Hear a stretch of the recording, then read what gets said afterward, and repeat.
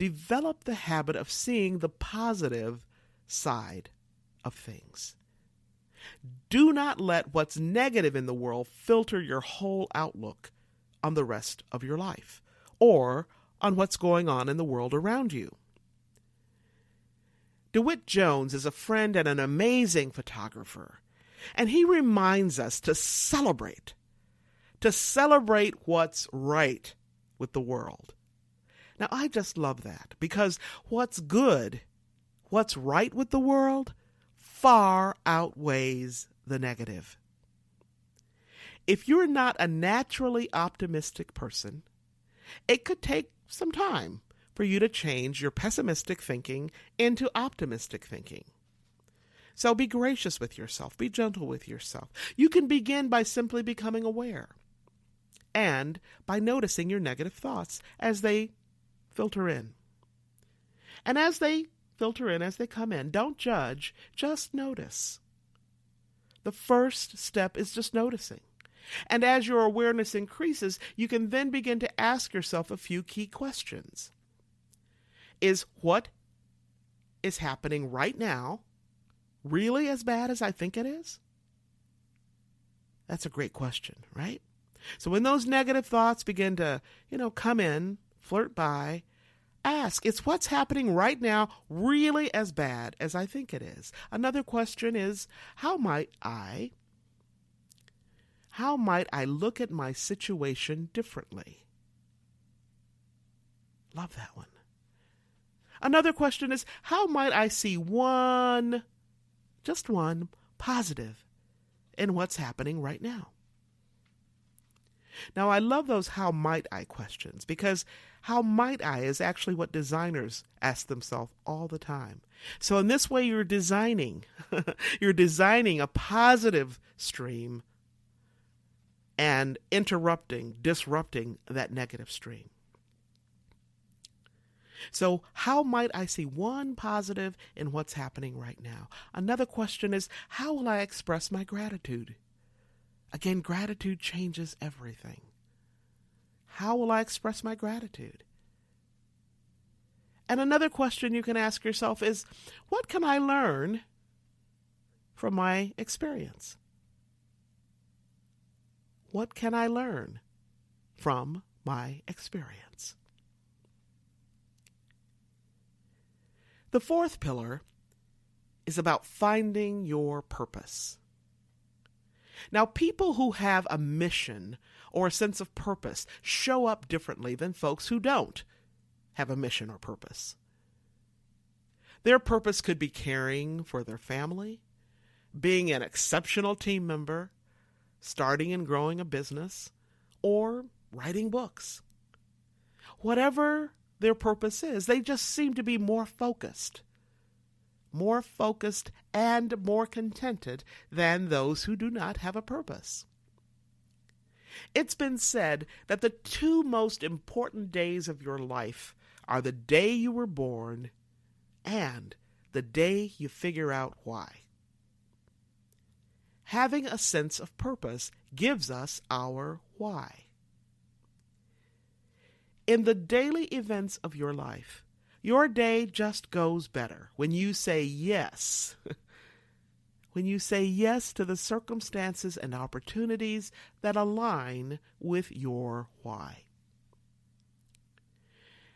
If you're not sure about your purpose, about your why, or if you're kind of sure but not quite clear yet, here are a few questions to ask yourself. The first question is, who or what do I love? Not like, but love. Who or what am I passionate about? Right? Now, this question is a really important one because your core relationships provide a sense of meaning and purpose in your life. So be sure to cultivate meaningful, life-giving, and life-affirming relationships and let go of those that are not. Okay? Now, it's also important because your answer to this question will give you a sense of what brings you satisfaction and contentment in your life. So who or what do I love? Another question to ask yourself is, am I engaged in work that I love? Or if you're a student, am I engaged in studies that I love, right? Now, if you're like most people and you're working, you spend at least 40 hours a week at work. Sometimes much, much more than that, right? When you think about it, you actually spend most of your waking hours working. So, that makes it even more important to be engaged in work that provides you with a deep sense of meaning and purpose. Another question to ask yourself is, what excites and energizes me? Now, if that's a hard question for you to answer, this next question will help you understand what excites and energizes you. Okay? It'll also help you determine who and what you love. This question can help you get more concrete. Okay? So the question is, what are my proudest achievements? What are my proudest achievements? Now, if you can make a list of your proudest moments, your proudest achievements, those special people, moments, circumstances, events, this list will actually point you in the direction of who and what you love, and who and what excites and energizes you. For example, if I were to share my list of my proudest achievements, one of them would be having my daughter. Another would be receiving my doctoral degree. Another would be receiving recognition and awards for my writing, the books I've written or contributed to. I mean, the list goes on and on and on. And then if I review that list, I would actually find some very meaningful clues about what gives me satisfaction and contentment. What gives me my deep sense of meaning and purpose, my why. A final question to ask yourself is this: how do I want others to remember me? Now, this question should reveal to you what kinds of qualities you have. Remember, people will forget what you say or do, but they will remember what and how you make them feel. So ask yourself, how do I make people feel? Do I make them feel welcome? Do I make them feel good about themselves? Do I lift them a little bit higher? Do I express love, kindness, generosity, and gratitude to those I know, to those I meet? How do I want others to remember me? Pillar number 5 is all about living in the moment. Now, a lot of people simply don't understand that today is a gift. I mean, they might get it mentally, intellectually, but they don't really live it. Today is a gift. And you know what? Tomorrow is not promised. That's right. That's what I said. Tomorrow is not promised. In other words, do not put off or postpone your joy. Do not wait for that day when your life is less busy or less stressful. Why? Because that day may never come.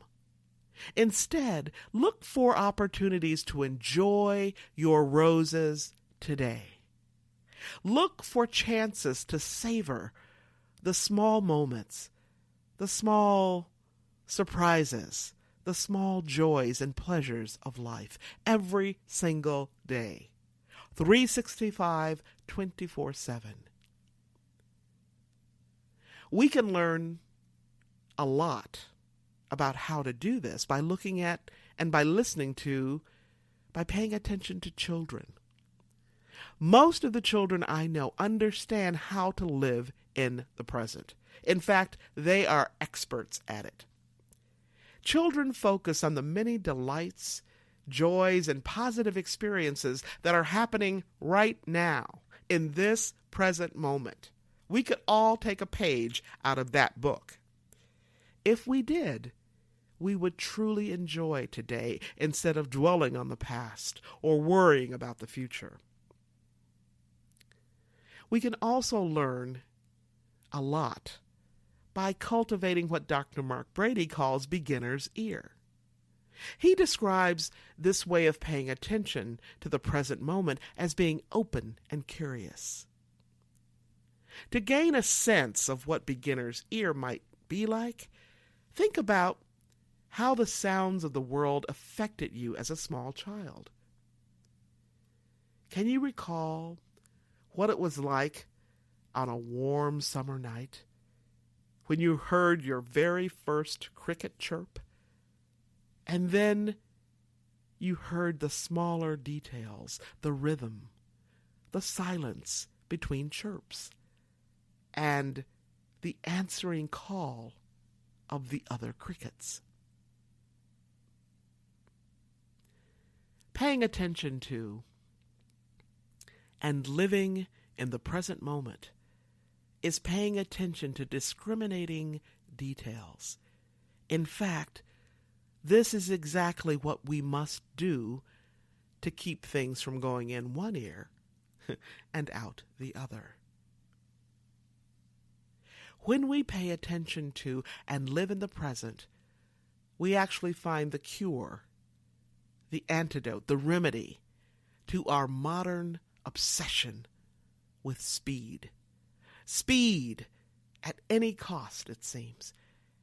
And the resulting sense of loneliness and alienation that can result from speeding from one adventure to the next, from one relationship to the next, from one experience to the next, without slowing down to pause, to inhale and exhale, to fully experience and metabolize and appreciate the amazing weeks and months, the awesome moments, the many sumptuous and marvelous details in the days of our lives.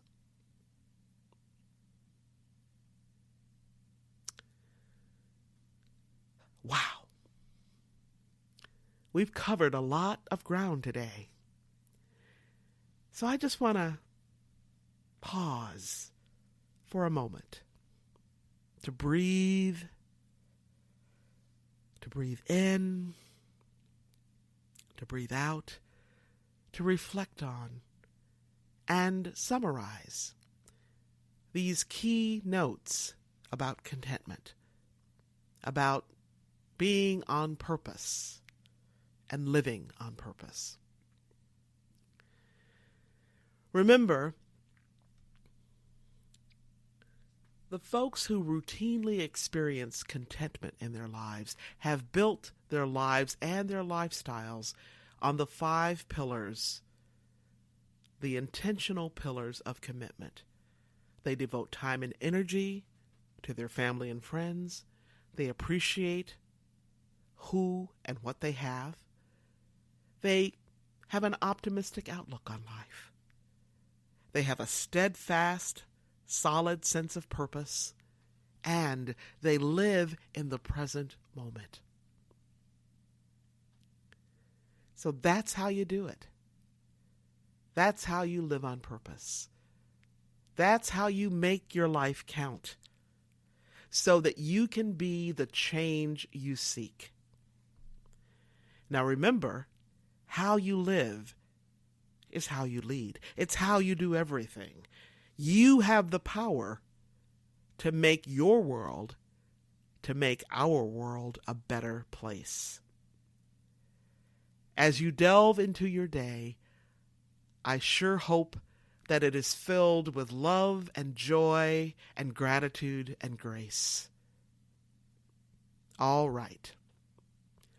I want you to be sure to listen to this episode again and again. And hey, be sure to tell somebody. Tell your family and friends. You can find me right here on iTunes, SoundCloud, Alexa, Spreaker.com, TalkNetwork.